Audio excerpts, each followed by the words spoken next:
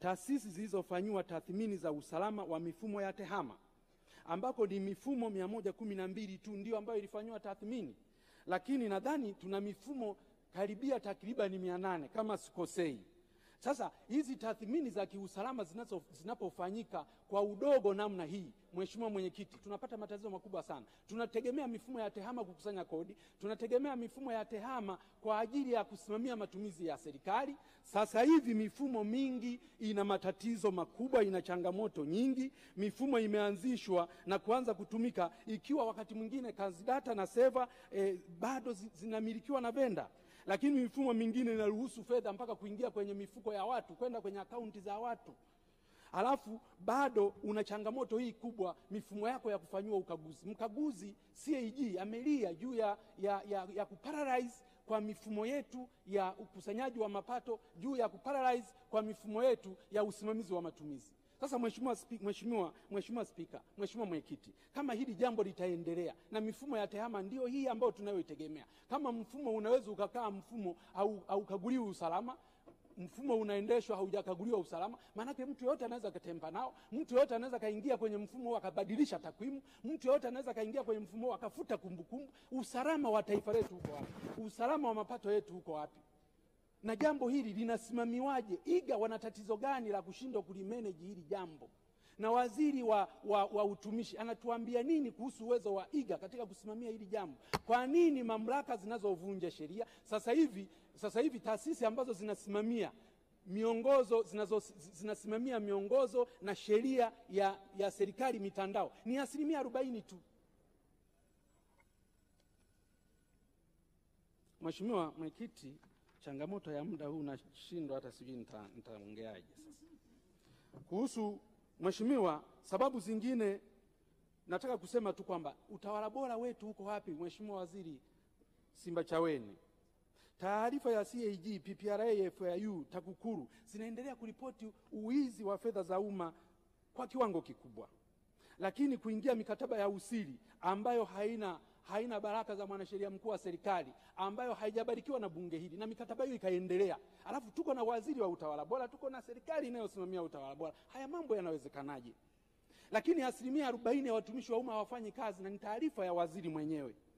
Watumishi wengine wamewekwa benchi, na mwenzangu amezungumza, kwa fitina tu na chuki ndani ya mamlaka, lakini wameachwa tu, na anayefanya hivyo ameachwa tu.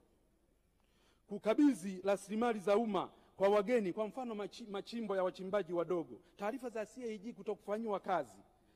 Mifumo na mikopo na matumizi ya fedha za umma hata nje ya budget. Haya mambo haya yanaruhusiwaje? Waziri wa TAMISEMI, waziri wa utumishi huko hapa, waziri wa utawala bora huko hapa. Kuna manju mmoja kule kwetu aliwahi kuimba, Rumoga gijozwa orono saba jirade jabademi, anaitwa Mwanachulichuli. Kwa nini tunashindwa kuchukua hatua mahala ambako sisi tunaweza kuchukua hatua? Mheshimiwa Spika na Mwenyekiti, kwa mfano taarifa ya nchi yetu kulipa trilioni 1.438 katika mahakama,